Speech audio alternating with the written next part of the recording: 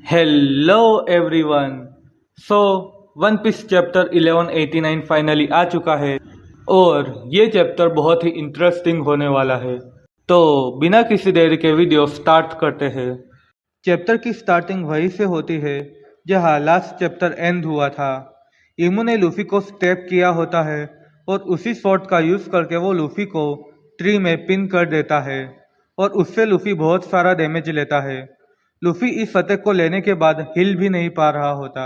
Usopp sense करता है कि लूफी किसी खतरे में है। उसोप कहता है, क्या लूफी ठीक होगा? नामी कहती है, हाँ वो ठीक होगा। जिम्बे कहता है, ये मत भूलो कि उसका ओपोनेंट वो है जिसने अभी लोकी को हराया है। लोकी गुस्से में कहता है, तुमसे किसने कहा कि मैं हार गया हूँ? जिन्बे फिर कहता है, मैं सिर्फ ये कह सकता हूँ कि मैंने लूफी की हाकी को वीक होते हुए महसूस की है। अभी वहाँ हजरुद्दीन, जड़ और चॉपर आ जाते हैं। वो लोकी के पास पहुँचते हैं, बट उनका शिप क्रैश लैंडिंग करता है जिससे लोकी और ज़्यादा इंजर्ड हो जाता है। जड़ लोकी की इंजरीज को देखती है और कहती है, ये तो बहुत ही बुरा है, तुम तो पूरी तरह से ब्लड से कवर हो चुके हो। लोकी गुस्से से कहता है, तुम मेरी इंजरीज को और बढ़ा दोगे, तुम यहाँ आए क्यों हो? हजरुद्दीन एल्डर जरूर की बात को याद करता है। जरूर कहता है, तुम लोगों को लोकी के पास जाना चाहिए। हजरुद्दीन कहता है, लेकिन बच्चों का क्या? एल्डर जरूर कहता है, अगर उन्होंने बच्चों को बचा भी लिया फिर भी ये एक टेम्पररी सॉल्यूशन होगा और वो लोग फोर्स का यूज करके एल्बाफ को वर्ल्ड गवर्नमेंट के अंदर लेना चाहते हैं। और अगर मैं गलत नहीं सोच रहा तो वो इंसान। और यही हमें वापस से प्रेजेंट का सीन दिखाया जाता है।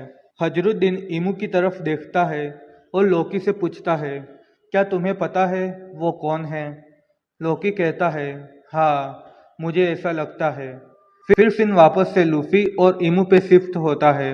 इमू ने लूफी को स्टेप किया होता है और लूफी की हालत बहुत खराब होती है। इमू कहता है, मुझे लगता है तुम हिल नहीं पा रहे हो क्योंकि ये वेपन लाइफ फोर्स को एब्जॉर्ब करता है। देखते हैं तुम मरने से पहले कितने स्लेसिस ले सकते हो। इमू कहता है, मंकी डी लूफी, कैसा घिनौना नाम है। और तुम्हारे दो भाई भी हैं जो डिफरेंट नेम कैरी करते हैं, एक जिसको नेवी ने मार डाला और एक जो रिवॉल्यूशनरी आर्मी का पार्ट है। ये कहकर इमू अपनी दूसरी शॉट का यूज करके लूफी को वापस से स्टेप कर देता है। फिर हमें लोकी का फ्लैशबैक दिखाया जाता है। ये फ्लैशबैक ओरस्ट केसर में जो इंसिडेंट हुआ उसके बाद का है। लोकी कहता है, अब इस पावर का यूज करके वो उसके फादर और उन सोल्जर्स की डेथ का बदला लेगा। शैंक्स लोकी को कहता है, रुको, मैं तुम्हारे गुस्से को समझता हूँ। लोकी कहता है, अब क्या है रेड हेयर, क्या तुम मुझे अपने फादर की डेथ का बदला लेने से रोक रहे हो? शैंक्स कहता है, मैं भी किंग हरड को अपना दोस्त मानता था और मुझे भी अभी बहुत गुस्सा आ रहा है।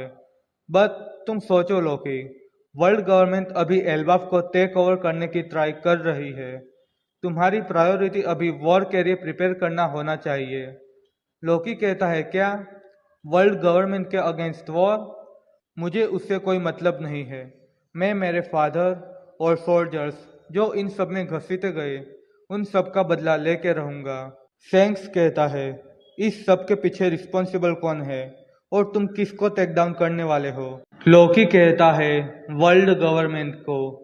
शैंक्स कहता है, बट जो किंग हरल्ड को यूज कर रहा था वो वर्ल्ड गवर्नमेंट नहीं थी बल्कि किंग ऑफ द वर्ल्ड था। ये सुन के एल्डर जरूर शॉक हो जाता है। जरूर कहता है, ये तुम क्या कह रहे हो? वर्ल्ड गवर्नमेंट के अकॉर्डिंग वर्ल्ड का कोई एक किंग हो ही नहीं सकता। गाबान शैंक्स को रोकने की कोशिश करता है बट शैंक्स कहता है, कोई बात नहीं, वैसे भी कोई इस बात पे यकीन नहीं करेगा।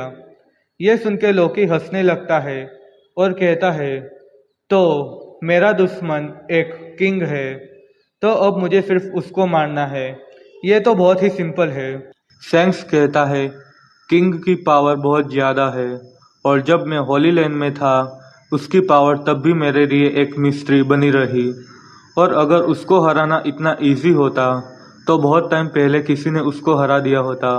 सैंक्स कहता है हमें अभी फाइट नहीं करनी चाहिए। लोकी कहता है तुम चुप रहो और मुझे ऑर्डर देने की गलती मत करो।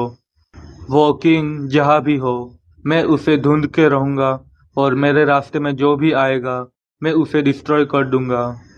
जरूर कहता है तुम्हें अभी कुछ नहीं करना चाहिए लोकी। फिर हमें प्रेजेंट का सीन दिखाया जाता है। लोकी सोचता है वो जब पायरेट था तब कभी उस तक नहीं पहुंच पाया, बट अभी यहाँ पे जो है वो सच में किंग ऑफ द वर्ल्ड है, तो ये मेरे लिए एक परफेक्ट चांस है। हजरुद्दीन कहता है तुम बहुत स्ट्रेट फॉरवर्ड सोचते हो लोकी। लोकी कहता है क्या? हजरुद्दीन कहता है बट मैं कोई कंप्लेन नहीं कर रहा, मैं भी तुम्हारी हेल्प करूंगा उससे फाइट करने में जो हमारे फादर का एनिमी है। लोकी की ये बातें सुन के स्ट्रॉ हैट शॉक हो जाते हैं। जिनबे कहता है ये क्या बात कर रहे हैं, अगर वर्ल्ड का कोई किंग है तो 5 एल्डर्स क्या करते हैं। तभी रग्निर ब्रुक पे गुस्से से कुछ कह रहा होता है। चॉपर रग्निर की बात ट्रांसलेट करता है। रग्निर कहता है उसने गानको को फ्रोज किया था क्योंकि वो बहुत डेंजरस है। ब्रुक रग्निर पे चिल्लाता है और कहता है तो ये तुमने किया था, मुझे पता है वो डेंजरस है बट इसमें उसकी कोई गलती नहीं है, उसे कोई कंट्रोल कर रहा था। तभी वहाँ रॉबिन आ जाती है। वो चॉपर को कहती है मुझे लाइब्रेरी में तुम्हें कुछ दिखाना है। फिर हमें ईमू और लूफी को दिखाया जाता है। ईमू दूसरा वेपन निकालता है। वेपन को देखते ही ईमू कहता है ओह सॉरी, बट ये वेपन तुम्हें बहुत हर्ट करने वाला है। हम देखते हैं लूफी बहुत ज़्यादा इंजर्ड है और वो अनकॉन्शियस हो चुका है। ईमू कहता है तुम्हारी किस्मत खराब है क्योंकि मेरा थर्ड वेपन सिंटियन है। फिर हमें जोरो और सॉमर्स की फाइट दिखाई जाती है। जोरो सॉमर्स पे अटैक करता है। हम देखते हैं सॉमर्स भी स्वॉर्ड का यूज करता है और उसकी स्वॉर्ड का नाम ग्राम है। सॉमर्स कहता है 800 साल पहले जिस 19 किंग्स ने इस वर्ल्ड को बनाया उन्होंने इक्वालिटी की ओथ ली और अपने सारे वेपन्स एम्प्टी थ्रोन पे छोड़ दिए, बट जब ग्रेट वन ने हमें रिवाइव किया तब उन्होंने हमें ये वेपन्स यूज करने की ग्रांट दी। ये कहते हुए सॉमर्स जोरो को डोमिनेट करता है और जोरो वहाँ गिर जाता है। हमें सांजी और किलिंगहम का सीन भी दिखाया जाता है। किलिंगहम के पास भी 19 किंग्स का वेपन होता है। फिर हमें लूफी और ईमू को दिखाया जाता है। ईमू कहता है तुम्हें खुश होना चाहिए, तुम उन हाथों से मरने वाले हो जिसने इस वर्ल्ड को बनाया। ये कहते ही ईमू लूफी को फाइनल ब्लो देने ही वाला होता है, बट तभी वहाँ गाबान आके ईमू के अटैक को रोक देता है। यही वन पीस चैप्टर 1189 एंड होता है। अगर वीडियो अच्छी लगी हो तो वीडियो लाइक करें और चैनल को सब्सक्राइब करना ना भूलें। मिलते हैं नेक्स्ट वीडियो में।